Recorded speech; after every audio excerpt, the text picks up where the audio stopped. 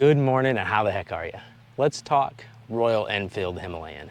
I've just surpassed 10,000 rough, rugged, and truly amazing miles on this beast. The Himalayan was introduced in early 2016 and is still continually made today with the new 450 model.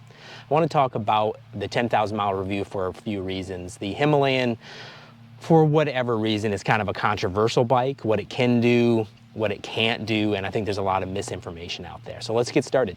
10,000 miles of adventures have definitely proven some misinformation and some myths out there to be correct and incorrect. So let's cover a few. It's not enough power to ride on the interstates or highway systems here.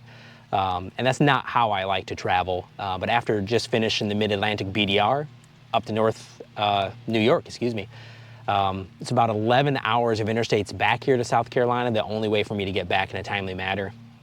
No problem at all, 75 miles an hour, fully loaded with my camping gear, rode perfectly fine on the interstates, so no issues at all there. Now, that being said, this is not gonna win any races on the highway interstate system, so if you are a rider that likes to scream down these highways and roads, going well past speed limits, this just is not gonna be the bike for you, but let it be known, no problems at all in the interstate system. It's too heavy for its size is another thing I've heard a lot. Once I got to kind of just test drive and sit on it, I didn't really think that was going to be into play, but let me tell you this. The weight is so low. The weight kind of rides right at the head of that engine, the lower version, and you still have almost 9 inches of clearance on the Himalayan.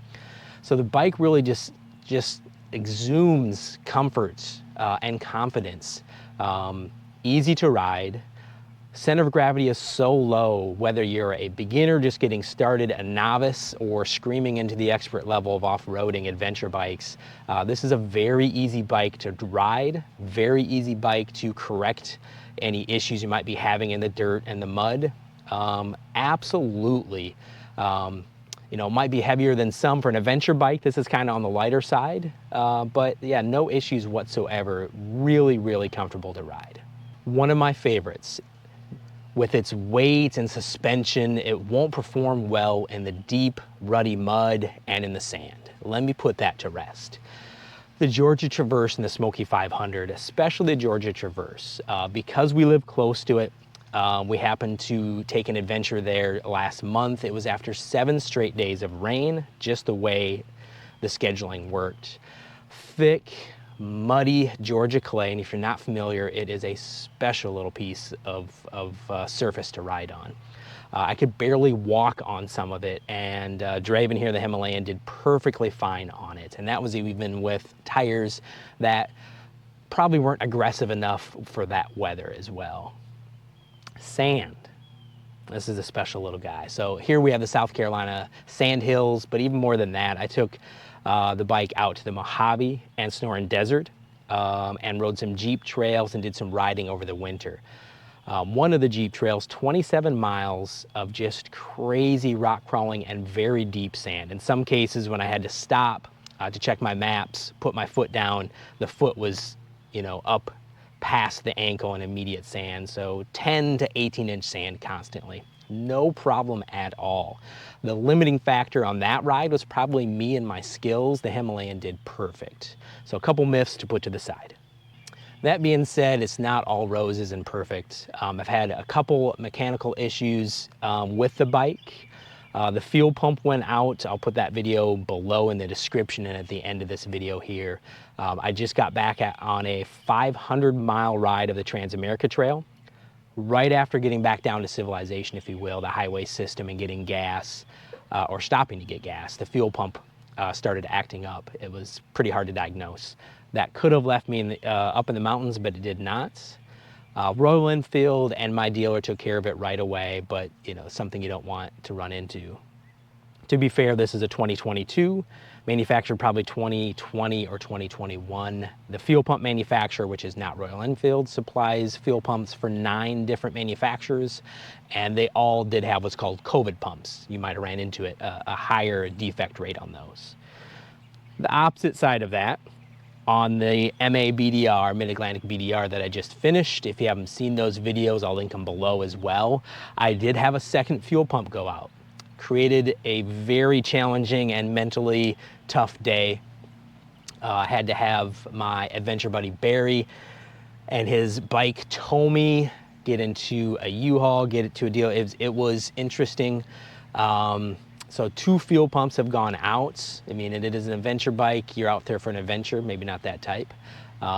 So there has been a couple hiccups along the way. Other than the fuel pumps, everything has been perfect. Getting close to 11,000 miles, but this is officially my 10,000 mile review. So there are some ups and downs. There's no perfect bike out there, and every company is going to have a few issues with it.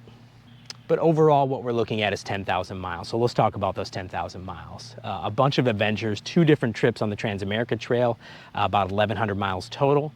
The Georgia Traverse, Smoky Mountain 500, the SCAR, South Carolina Adventure Routes, the Mid-Atlantic BDR, and more through the Appalachian Mountains, camping in the Uwharrie, Pishka National Forest.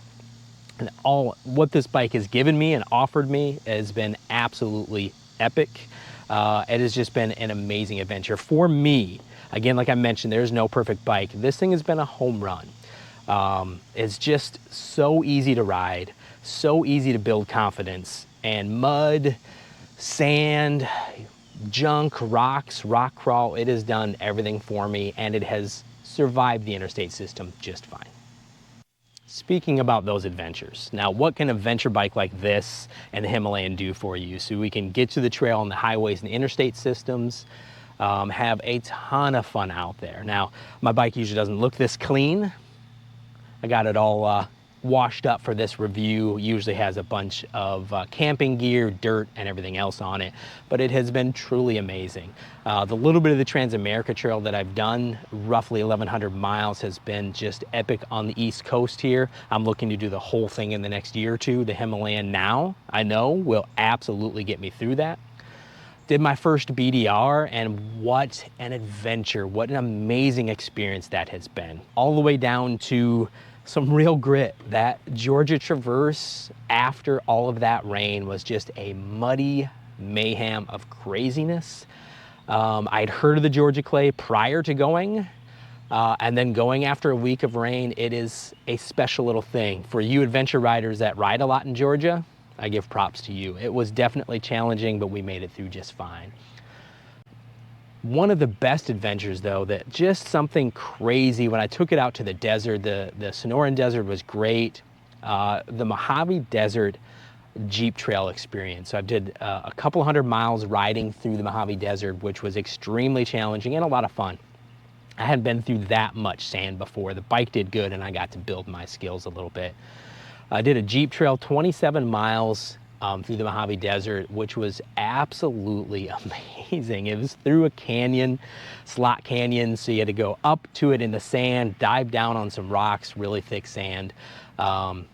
Easily at times 12, 18, 20 inches of sand, probably an average about 4 to 6. And the first time truly rock crawling with this up and down. It was challenging, it's outside of my comfort level a little bit, really helped me build some confidence for myself, and the bike helped with that quite a bit. So the experiences an adventure bike like this and the Himalayan especially can give you. You know, again, whether you're a beginner, whether you're a novice or beyond, if you've been looking at the Himalayan, considering a Himalayan, this will build confidence. It's going to get you out here and have fun. I cannot speak of that enough. I love this bike. I am excited for the next 10,000 miles for sure. So in conclusion, I'm not really sure why this is such a controversial bike. At what, 420 pounds dry, the weight is so low, it's very easy to ride, very easy to build your skill sets. Any type of rough terrains, the suspension has been fine. Interstate system's been perfectly fine for me. Now again, if you're a gasser, you like to ride and race, this is not the bike for you. There is no perfect bike for everybody. But you're not going to win any races with this thing. It has been truly amazing. I would not have traded it for anything. This is the exact perfect bike for me. But the question is, what is the perfect bike for you? I would love to hear in the comments below. Have you ridden a Royal Enfield Himalayan? Have you owned one? Know somebody that has, or taken a group ride with somebody that has?